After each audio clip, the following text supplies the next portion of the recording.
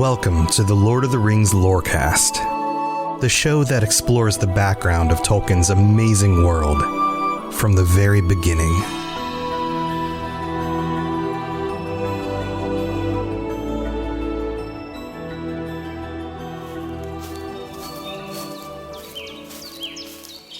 There is a lot to love about what Tolkien does as a writer, as an author, ways that he creates things differently than other authors, and the world that he creates, especially when you think about how the creation of Middle-earth, the creation of everything that he's done, started a century ago.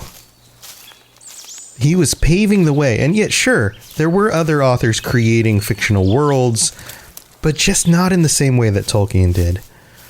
But that's not one of my favorite things. I mean, it's a great thing, but if I was to say one of my favorite things, and it would be the way that he has the ability to transpose absolute terribleness. And I'm smiling as I say this because it's dark. The kinds of things that happen in these stories, the darkness, the hopelessness, the despair, with moments of light. And I've talked about this before on the show, the way that Tolkien uses the backdrop of these dark, massive enemies, these characters like Morgoth, Melkor, or Sauron, and the impending doom that they bring, and how he's able to cut through that darkness with these points of light that are so bright that they can puncture through that darkness, and they make, even though they're small, a very critical change, a very critical cut in that darkness. And I think that punctuates the power of light over darkness, of hope against despair, of the kinds of real world things we deal with. And to be frank, guys, the real world can be very dark. There are a lot of terrible things that happen. There are a lot of terrible things that people do to each other. And yet in the midst of all that terribleness, isn't it human nature to puncture that darkness with kindness and love and compassion? And that, at least hopefully, those things are more powerful than the doom and the despair around us? I know this was a kind of a dark way to start this episode, but this episode today is a great example of that. We're going to see strife among brethren again. We're going to see the kind of despair that Melkor's able to bring to this world, the literal darkness that he will be creating in order to fight against the sun itself. And yet, by the end of this episode, we're also going to have a point of light. And that point of light will pierce that darkness. I'm walking today through a wooded landscape, as you can hear around me, because today's story is set with the people of Fingolfin, the people who were left over on the other continent, who weren't able to get on the ships, who had to march through the grinding ice. And we're told in chapter 13, that's how far we are, guys. We're already up to chapter 13 of the Silmarillion. That in chapter 13, they make their way through the grinding ice. And as they make their way into Beleriand in the north, as they're coming into Mithrim, the area where Feanor's sons have now settled, the moon rises, and then 7 days later, the sun. And it's said that as they marched into Beleriand, flowers sprung up around Fingolfin's feet. And you know how authors are. There are not words, especially with Tolkien, that are included for no reason. it's not as if Fingolfin himself was summoning the flowers, although there may have been some magic about him. He was from Valinor. But the sun, as we know, was helping the plants grow. The plants were reacting to the sun. And flowers, which were dormant in the design of a lot of the plants until the sun showed up, sprung to life as they marched into the continent. And that's a sign of hope. There's a reason why this is written the way it is. And yet, there's a lot of darkness ahead of them. So come with me today, friends. We're going into Beleriand with the host of Fingolfin in order to visit some old cousins who betrayed us. And maybe we'll find out what happened to Maedros.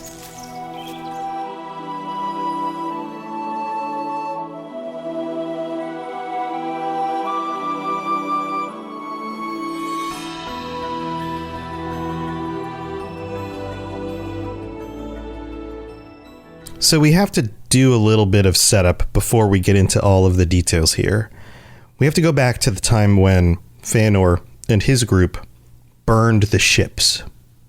And this was a considerable amount of time before we get Fingolfin and his group actually making it to Beleriand, because they were on the other coast still. They could see the smoke from the ships burning.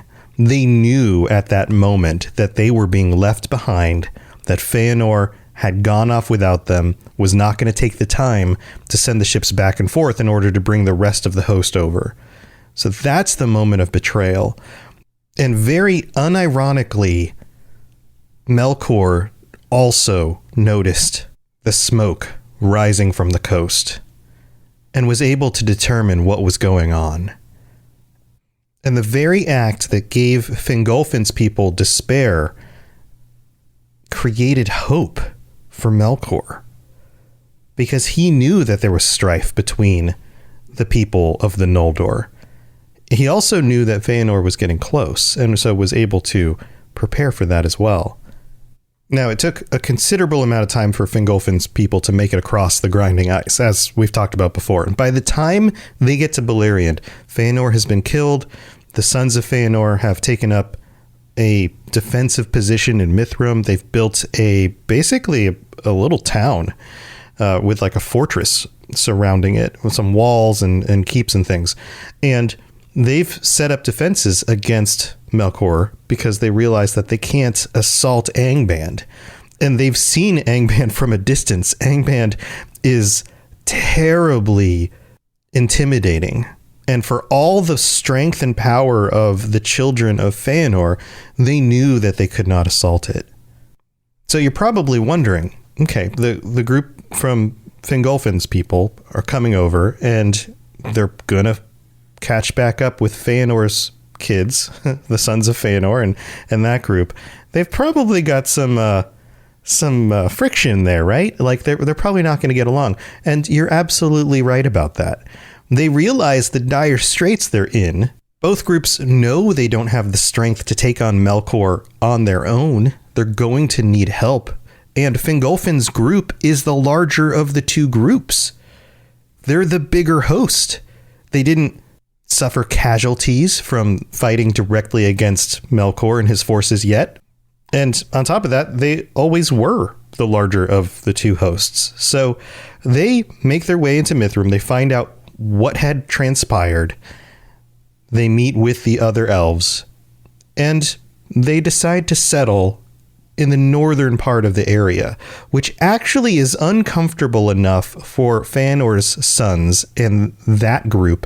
Then that group moves south, and the two groups are close together. They're actually on the opposite sides of a lake from each other, but they will not settle together yet. There is still tension between those two groups.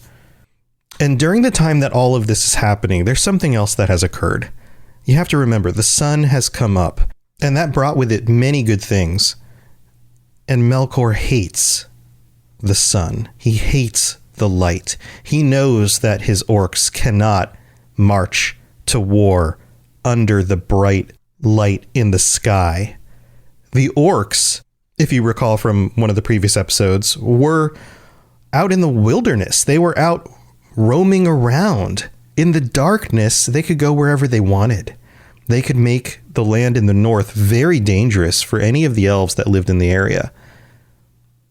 And with the sun out, they retreated to the deep underground underneath Angband to get as far away from the sun as they could. And they were not coming out. And Melkor needed to do something about this. And this is the first instance we get of an example of something that happens here in the First Age that will be echoed again later on. Melkor comes up with a solution for this. And he starts manufacturing poisonous smoke. And the quote here says, "In the pits of Angband, he caused vast smokes and vapors to be made, and they came forth from the reeking tops of the iron mountains. And afar off they could be seen in Mithrim, staining the bright airs in the first mornings of the world. A wind came out of the east and bore them over Hithlum, darkening the new sun, and they fell and coiled about the fields and hollows, and lay upon the waters of Mithrim, drear and poisonous." And yeah, if you've seen The Lord of the Rings or you read the books, you know what this is like. Sauron uses this exact same tactic in order to march orcs out of Mordor, in order to cover the skies. So in the moment that this happens in the Third Age, and Gandalf looks up from Minas Tirith and sees the skies darkening in the distance, he knows what this is. He has seen this before. And that's a really cool image to me, is that obviously Gandalf wasn't here at this event, but he would have heard stories of this, and we'll talk about how that would be possible. But can you imagine getting flashbacks of, in the Third Age, of the First Age?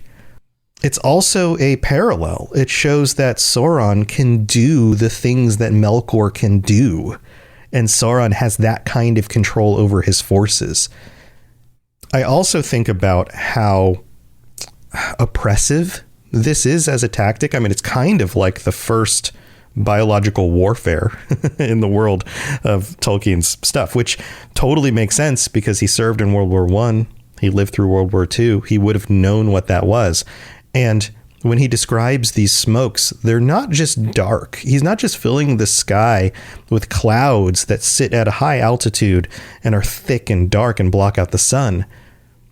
These smokes are poisonous vapors, and they will dip down to the ground and sit over the lake. Can you imagine watching the sunrise and the sun rising for a considerable amount of time over the lake of Mithrim, and the creatures responding to it, the flowers, the plants growing, nature coming out from the darkness, only to be stamped down by these poisonous vapors and to start dying off in front of you? And as the elves, they have very little they can do about this. It's not like they can summon winds to blow all of these vapors away. I'm sure that they have some abilities in their connections with nature and through their magics, like we've talked about before, to try to stave this off. But ultimately, this is a big problem, and it's more than they can handle on their own. Now, there's one more thing I want to go over before we get to the mid-break, because we haven't discussed Fingolfin too much. As we know, Fingolfin and Feanor are very different people. They are very different in their mindset. They're very different in their personalities. Fingolfin is much more careful. When his forces come over into Beleriand, they actually march toward Angband. And when they see it from a distance, that's when they back up and they go back to the other elves, because they realize that there's no assaulting those walls. They're too big. They're too protected. They're too strong. Their host is not large enough. And they know that they can't siege it because Melkor has all of the infrastructure that he needs underground. And at this point in the story, we also learn about Fingolfin's son, Fingon. And this is one of those connections that should be pretty easy to remember. All of Feanor's sons don't have names that start with F. Fingolfin, on the other hand, his son is Fingon. And Fingon is a very valiant character. He's somebody who wants to do something about all of the terribleness that is happening here. He hates that there is a feud between the children of Feanor and Fingolfin's people. He's friends with many of them. In fact, he was close friends with Maedros, and Maedros is gone. Maedros has been taken by Melkor. And remember, he was strung up on the cliffside of Angband and is daily being tortured by simply the environment that he's hanging there in from one of his wrists. And Fingon decides that he's going to do something about this. First, he's going to find Maedros because they don't know where he is. And secondly, maybe that will help heal some of the disconnect, some of the friction between these two groups. So stay tuned. We're going to get into that after the break.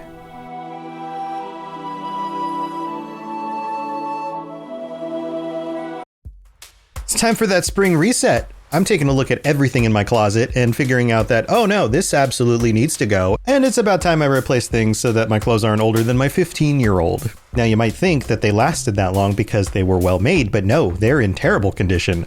Unlike the new jeans I just got from Quince. Jeans have always been my personal go-to because you can kind of wear them for lots of different things, but maybe they're not your thing. Maybe you're looking for, 100% European linen with insanely soft flow knit activewear fabric. It's definitely getting warmer, and their flow knit activewear is moisture wicking, anti-odor, and soft enough that you'll actually want to wear it every day.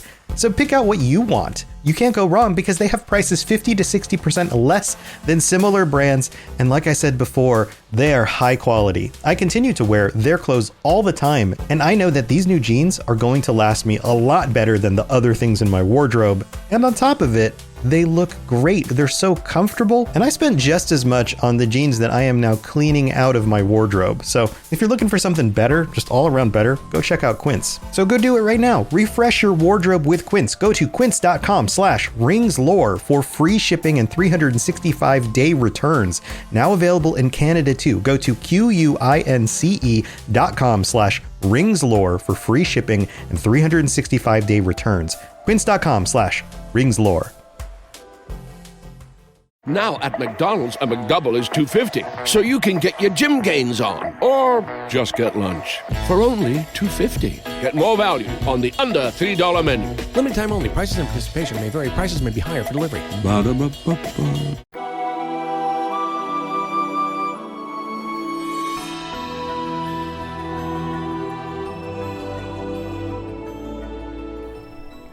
All right, here we are in the middle of the show. Thank you, everybody, for tuning in. Again, I'm so glad you guys are along for this ride with me. Again, I'm Tom or Robots. I don't always say that at the beginning of the show because I want to get right into the details. But thank you for tuning in. Also, big thanks to our newest patrons. You guys are coming in here very, very quickly. We have 3 more this week: Duncan C, Jeffrey S, and Jeremy J. Thank you so much to all 3 of you for supporting the show. You guys, I had no idea. I had no idea when I started this that I would get the responses that I'm getting, and you guys are amazing. So this means that we're up to 21 active patrons. Thank you so very, very much. I've also updated the Patreon because when I set up the tiers, I have the first tier, which is ad-free episodes, and the second tier is where you can get not only ad-free episodes a day early. The second tier is where you can get the bonus episodes as well on the same day. They drop on the same day on Sundays. And the third tier is like the bonus higher tier if you just wanted to pitch in a little bit extra. But you know what? I've decided I'm going to call out everybody who signs up on that third tier because to my surprise, people signed up even though there wasn't an extra bonus thing you got. So I get to call out our tier 3 patrons this week, and I will be doing so in the future as well. So tier 3 VIP patrons, Larry, Tristan P, and Tyler B. Thank you so very much for your support. get ready. I'm going to say your names a lot on future episodes because I want to at least add something else to that tier. And then we'll see where things go with all of that. So thank you to everybody. Also, we've got some reviews that showed up. Actually, we have a review from Apple Podcasts, and then we have a review that one of our patrons left on Patreon. So this one from Apple Podcasts says, amazing. Robots does such an amazing job on the Lord of the Rings Lorecast, just like all his other podcasts. Well, thanks. I'm glad you're a fan of the other stuff too.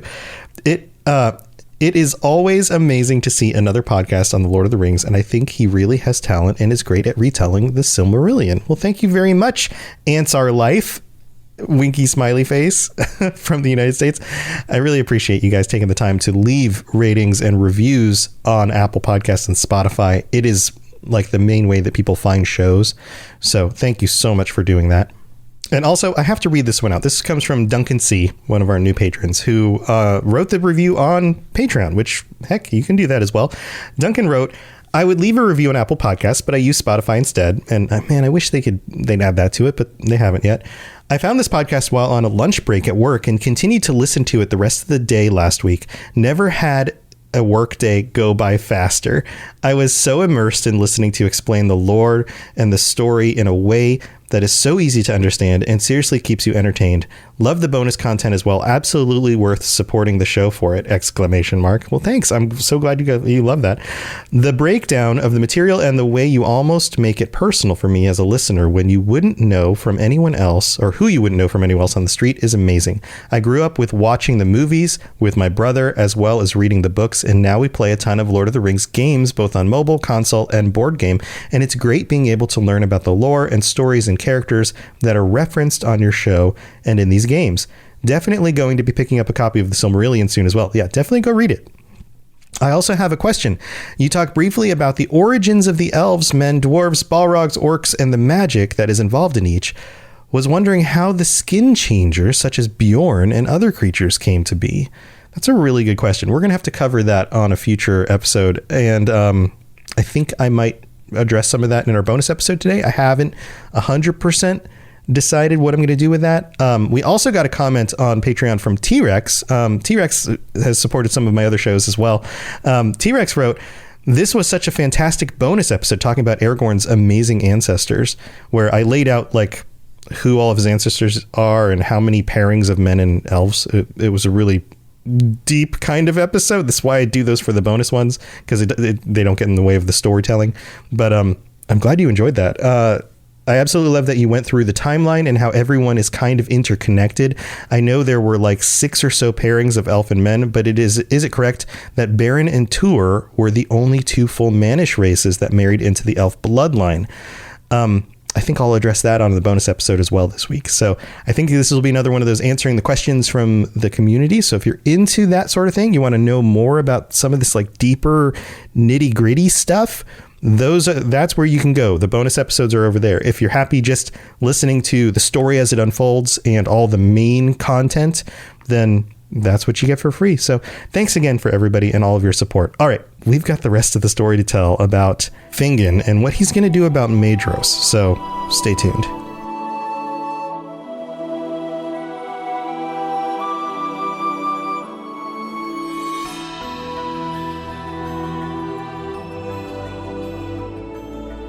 Have you ever had one of those friendships where you've been such good friends for such a long time and then something happens and it's not exactly your friend's fault, it's not exactly your fault, it's just circumstantial and there's just a little bit of friction there? I feel like this is the kind of situation Fingon and Maedros were in. Maedros was, of course, following his father Feanor to the ends of the earth to get the Silmarillions back and doing everything that his father said they needed to do.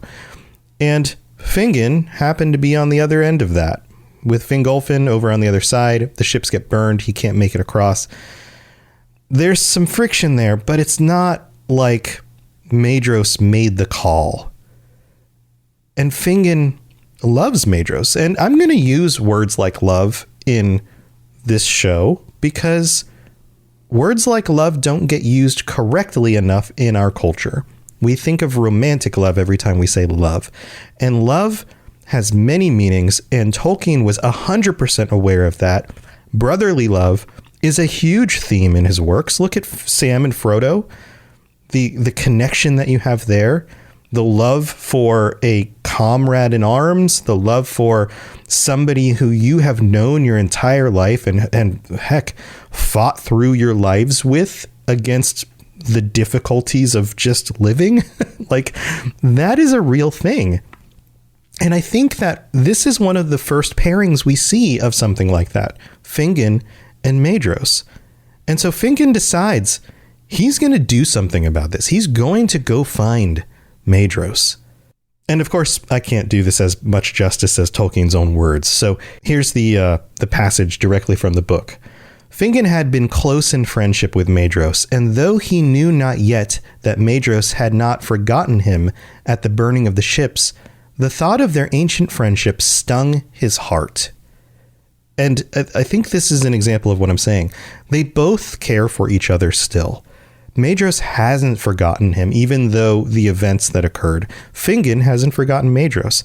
They both long for that friendship to be patched up. And of course, Maedros is in a very terrible situation where that's probably not on top of his mind, but had he been not hanging on the side of a cliff, probably would have been something that he would seek out. So it goes on. Therefore, he dared a deed which is justly renowned among the feats of the princes of the Noldor. Alone, and without the counsel of any, he set forth in search of Maedros, and aided by the very darkness that Melkor had made, he came unseen into the fastness of his foes. High upon the shoulders of Thangorodrim he climbed, and looked in despair upon the desolation of the land. But no passage or crevice could he find through which he might come within Morgoth's stronghold. So he makes it to the fortress. He climbs up among the walls of the fortress in the darkness that Melkor had created, uses it against him, basically, in order to stay hidden from any of the soldiers, any of the guards that may have seen him. And he despairs about just the terribleness, the deadness of the land around the fortress and all the terribleness that Melkor had created, because nobody's gotten this close, save Maedros, to the fortress.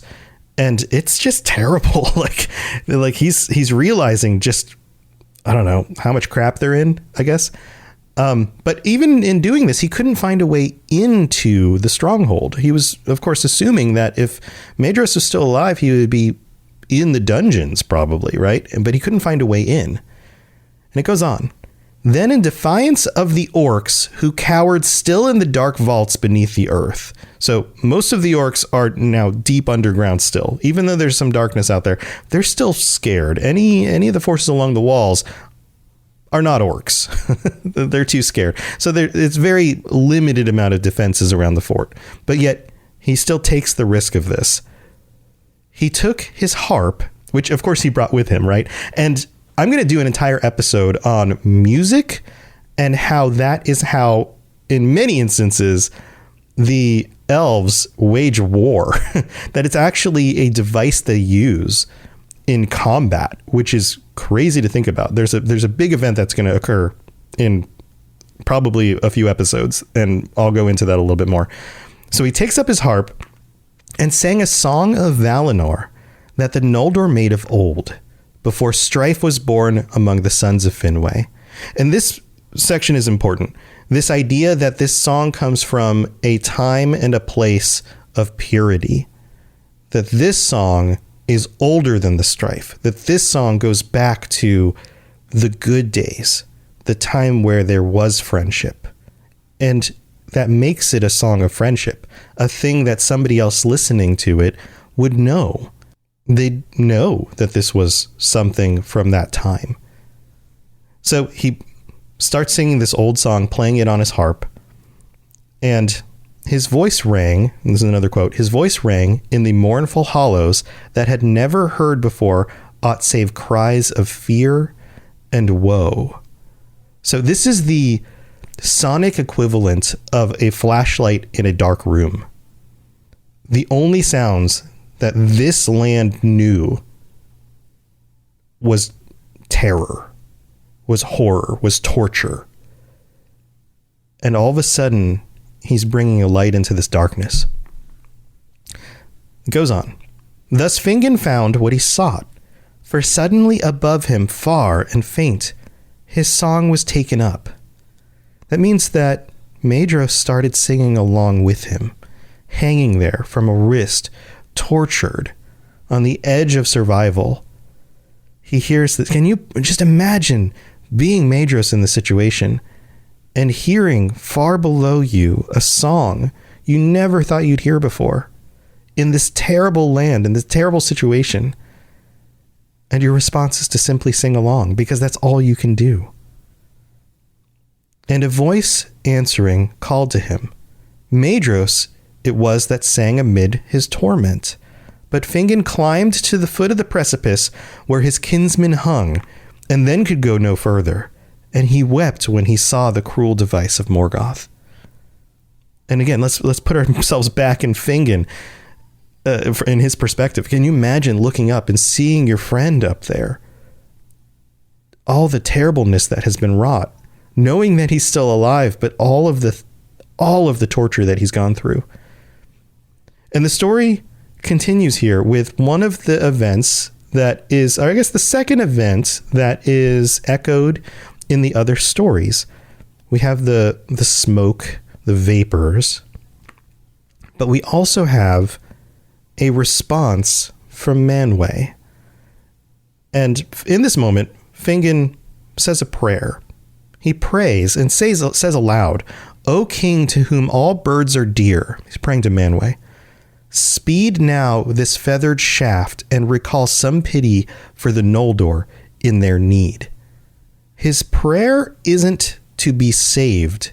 His prayer is simply to make sure that his arrow lands and kills Maedros in order to put him out of his misery, because he knows he can't get up to the place and then free him. And this is what Maedros asks for. He asks for release from life because he's done. And Fingon knows that the Valar are not going to help him. And he knows that they're not just going to speed in here and save them all. And so the one thing he can think to pray for is that the winds from Manwë will help guide his arrow. That's it. And in a moment of genuine grace and mercy, which if you come from a religious background, those words get used a lot. And if you don't, you probably don't hear them very often. But I would say that they are still some of the most powerful phrases in our society, in human history. Redemption. And in this moment, Manwë responds.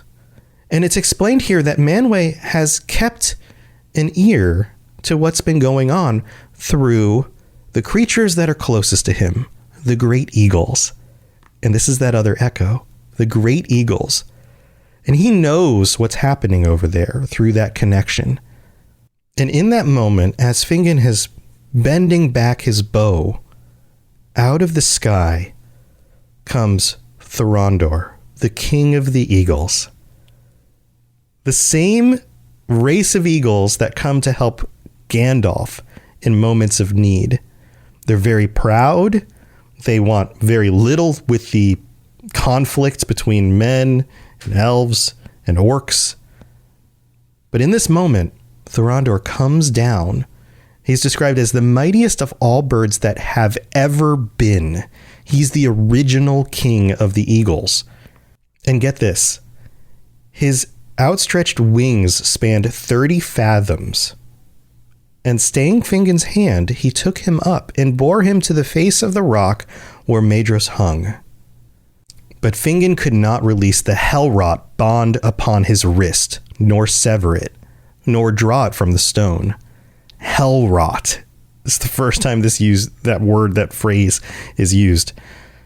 And again, in this moment, when they realize that he can't actually free him from the binding, Maedros again asks for death. He begs that he would slay him. But Fingon can't do it, and so Fingon cuts off his hand above the wrist in order to free his friend. and Thorondor takes them back to Mithram. And from this moment on, Maedros is nursed back to health. He survives the cutting off of his hand, and he's known as being one-handed from this point forward. And Fingon saves his friend's life with a little bit of mercy from Manwë and help from Thorondor, the King of the Eagles. Thanks for listening to the Lord of the Rings Lorecast. If you'd like to learn more about other fantasy worlds, check out my other podcasts, The Elder Scrolls Lorecast, The Witcher Lorecast, and more at robotsradio.net. If you'd like to reach out, I'd love to hear from you. Send me a note on Twitter at robots_radio, or join our amazing community on the Robots Radio Discord. There are links in the show notes, or just search Robots Radio Discord, or find the link on robotsradio.net. I'll see you next time.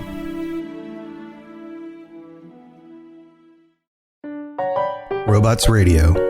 Games, lore, stories, community. Just press play.